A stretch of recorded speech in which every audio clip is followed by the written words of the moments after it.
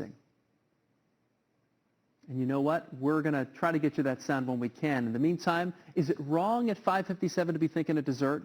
That's all that's been running in my head, all the things that I want to try at her spot there. Exactly. Okay, this might deter you from thinking about food. Approach with caution. That's probably what this Massachusetts police officer was thinking when he helped out a skunk over the weekend. Look at him run. Yeah, that's a skunk. We're going to play it again for you. You can see the skunk's head. It was stuck in some sort of plastic container. Yeah. He obviously eventually freed the animal without getting hit by any unpleasant odors, and the skunk seemed to be just fine when it took is, off. right here. Look. He's walking around. He goes, I'm out of here. They're both running in opposite directions. Like neither one of them was anything to do with the other. But that's a brave officer right there. Yeah. All right, and check this out. Thousands of sheep. They're stuck in the French Alps right now. This is crazy. There's a lot of them, too. A surprise snowfall trapped the animals and their shepherds on Friday. Officials set up a crisis center and were able to evacuate some of the animals, but they say it could take almost a week to get all of the sheep out of there. Look at all. I mean, there's a lot of sheep. A lot of them. All right, sweet treat for beer and chocolate lovers, bringing together two of Pennsylvania's biggest brands after debuting last year. You may remember this.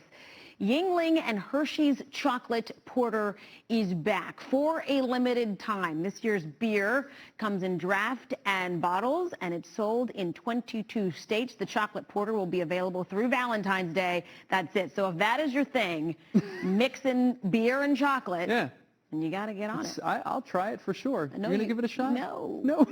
I'm not a beer person anyway. They're great. Right, exactly. Yeah, but I'll give it an experiment. Just the chocolate for me. 5:59 right now, folks. Here's a look at what's coming up on NBC 10 News today at 6 o'clock. Yeah, a lot to get to on this Wednesday morning. First up, we're following breaking news from overnight. 5 people shot. Someone opened fire on a group, and they were just hanging out on a porch in Philadelphia. We're going to tell you how it all unfolded. And the fiery debate that happened last night. President Trump and Joe Biden hurled attacks and accusations during their first face-off. We break down the heated moments, everything you need to know, including a battle over racial tensions. And music to your ears. Tonight, the Philadelphia Orchestra returns in a unique way, how you can see their digital performance. NBC 10 News starts now. Good Wednesday morning to you. You're watching NBC 10 News today. I'm Erin Coleman. Good morning, Erin, and I'm Keith Jones. Let's go to NBC 10 First Alert meteorologist Bill Henley now with your First Alert forecast. Seeing some rain in the forecast. It's kind of moving its way out there, Bill. Yeah, I know. The heavy rain has already ended, and the...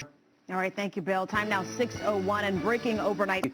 A shot on a front porch. Yeah, police say the shooter just walked up and then opened fire in the Philadelphia's Logan neighborhood. NBC 10's Miguel Martinez-Valle joins us live at Temple University Hospital. Miguel, you're learning more about not only the shooting but also the victim's conditions. Yeah, Keith, police tell us that at least one of the victims is critical, being treated right here at Temple University. Martinez-Valle, NBC 10 News. All right, Miguel, thanks. 6:02.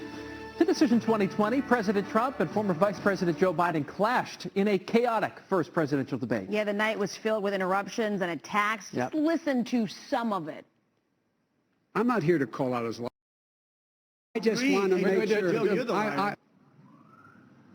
Yeah, NBC 10's Lucy Bustamante joins us live in the newsroom with a closer look at the heated the pandemic and why Philadelphia got dragged right into the debate over election security as well. Lucy Bustamante, NBC 10 News. Erin. Philadelphia called out by name there. We'll see in a half hour. All right, there are still plenty more debates to come. Next up is the vice presidential debate. That is next Wednesday, October 7th, Salt Lake City. That's followed by the second presidential debate on October 15th. That's in Miami. And NBC's Kristen Welker, she's going to moderate the third and final debate. That's on October 22nd in Nashville. All right, now let's take a look at our virtual wall. A lot of people are weighing in on the debate. Some people thought it was comical. Others were upset by the attacks. Let's take a look at some of these. Zachary Haynes. I honestly have no words after watching the presidential debate tonight. That is the tweet. Robert Perez here. That debate was like watching Jerry Springer without the audience chanting, Jerry, Jerry, Jerry. A lot of people speaking out this morning about what happened last night. Keith, let's send it to you. All right, Erin, 6:06 now. It's been a long time since they've seen the inside of a classroom, but one group of students in Bucks County will get to do just that this morning. The Central Bucks School District is allowing some students to return for in-person classes. That includes students at all elementary schools except Butler Elementary. Students who aren't heading back to the classroom will continue with virtual learning. And millions of rapid tests could help pave the way for New Jersey.